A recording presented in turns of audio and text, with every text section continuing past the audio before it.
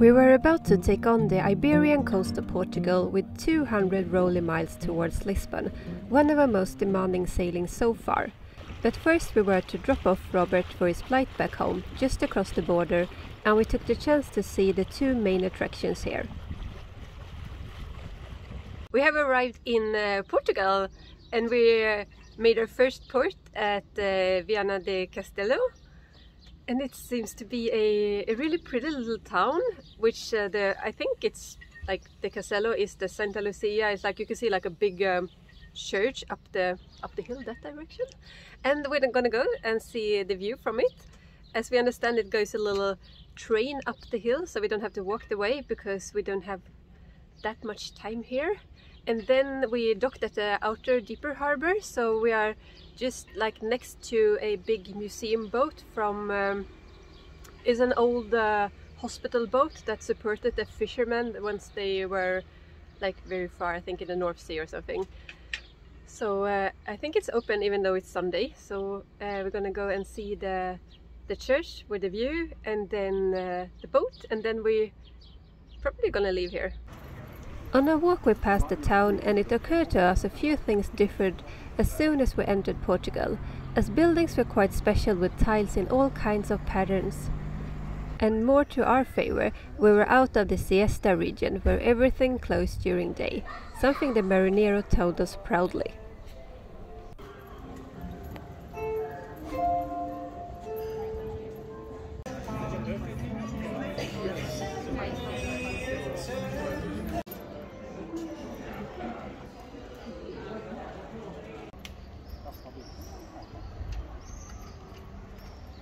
This is where we're going, all the way up there.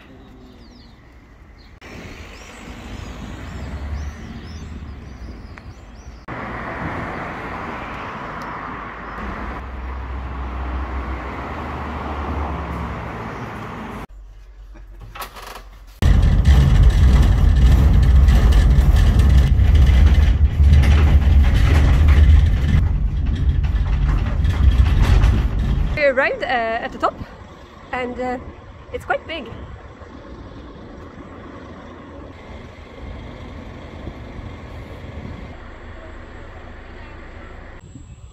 Oh wow, look at this.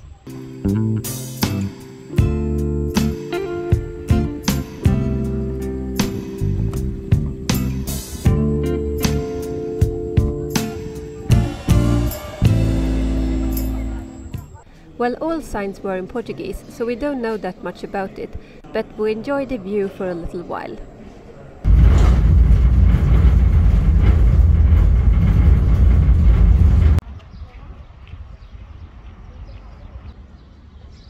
We're gonna take a walk the last part back and have a look at the ship with the museum. You can't really stay closer to an attraction than this, and it turned out to be very interesting and informative.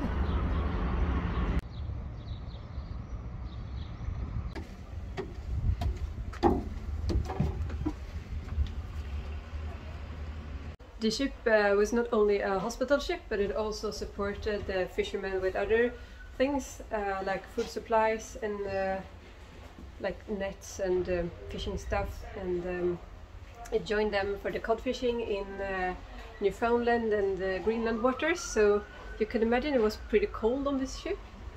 And Gunnar could imagine himself being the captain. Seeing the equipment and the many available hospital beds, you understood it must have been quite a lot of injuries out there. After the tour we said goodbye to Robert and left.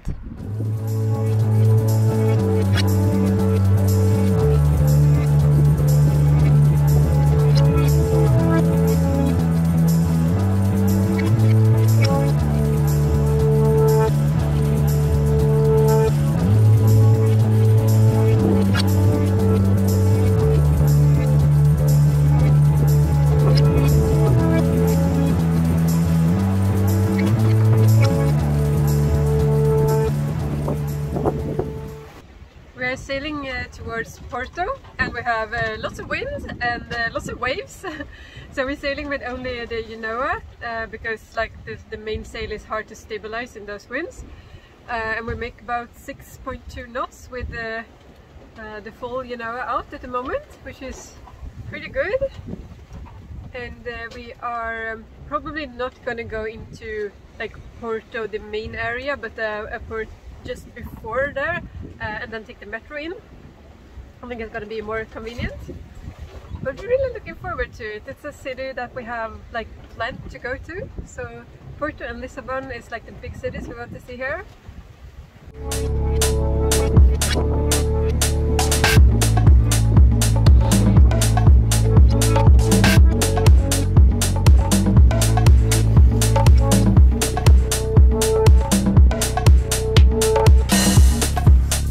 Then the waves increased even more, although it's hard to show on film.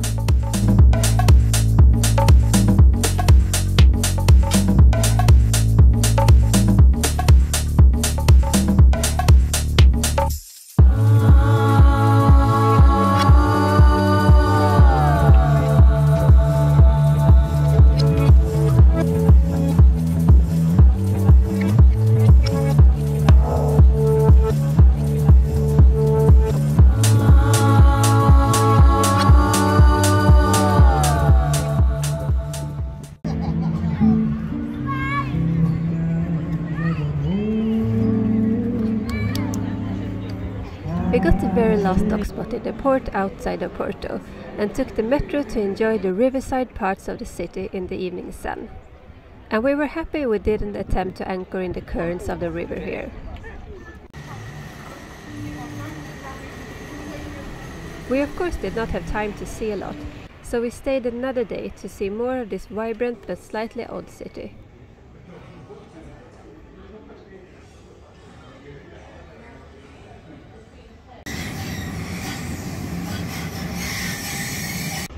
It felt like even at the popular areas, almost half of the buildings were empty and abandoned ruins.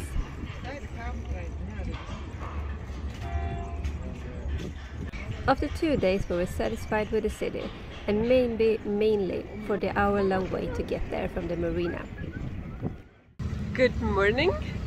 We went up really early today because we have a long distance and we wanted to try to take it in daylight since it's going to be a lot of wind and a lot of waves later. But we woke up to a white morning. It started to ease up a little bit now, and it probably ain't going to be that much fog once we get out of here, but the problem is this is a really big port. And we've seen the pilots going out, so we know it's coming big ships in. But we have waited now for it to be a little bit better. So now we're gonna take off.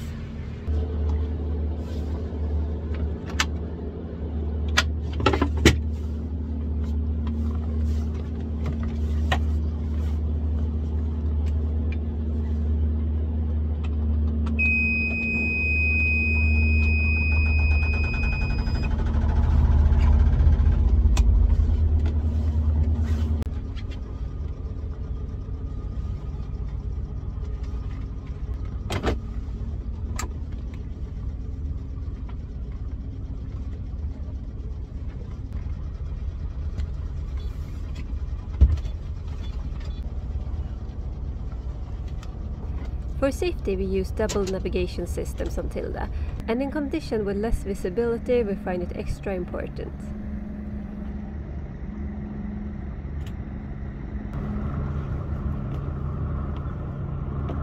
The sun rose over Porto and it looked like we were done with the fog, but that was wishful thinking.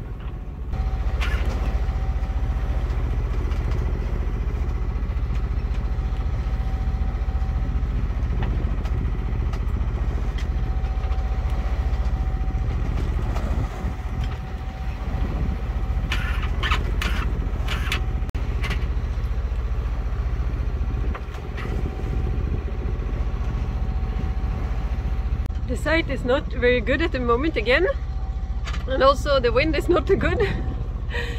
So we are motoring, and this is the conditions you maybe have to choose from. Like when you have a long distance, we knew it's not going to be any wind in the morning, but it's annoying motoring anyway. But also sailing in those waters in darkness with a lot of fishing equipment, it's also not something we prefer. And when you know it's going to take like 15 hours to move from one place to another, you have to choose something. But the fog is not it's not in the forecast. It seemed to ease up a lot, so it's been way better. But right now it's fairly white and rolly. I got a boat here on the AIS that I can't see in reality, which is a little bit frustrating. But he keeps changing direction, so I'm thinking it might be a fishing boat. It's really quite a lot of difference. It's only been like 15-20 minutes, but now the sky is almost blue and clear, and you can relax a little bit more, because when it's this foggy as we had before, you need a super sharp lookout. I could see like a boat in the AIS that was passing me, or I passed him, but it was super close, but I couldn't see him in reality. The waves kept rolling all day from the side, and as they were much bigger than Tilda, they kept hiding land from us half the time. Also, since we sailed fairly coastal, we didn't get the long smooth ocean waves, but some short high ones, making cooking and everything else on board a demanding task.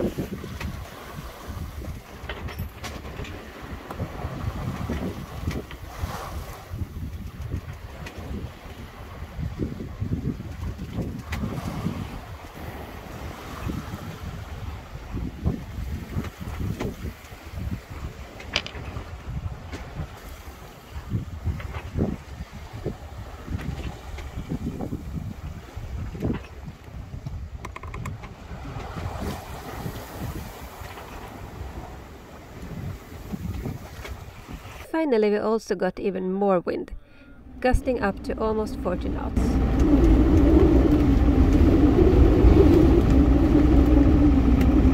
It's really insanely windy. Like, look at the palm trees.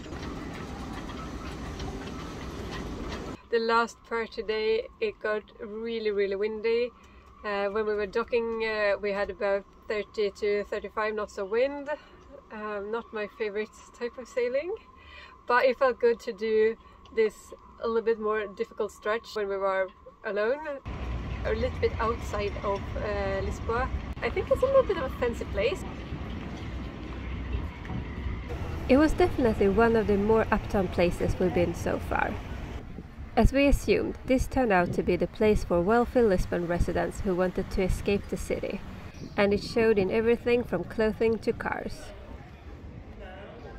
Nevertheless, it was a pretty town, and a well worth stopover.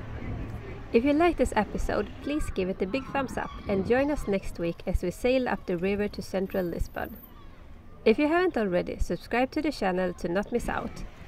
And if you'd like to contribute to the making of those episodes, you can also buy me a coffee at the link below.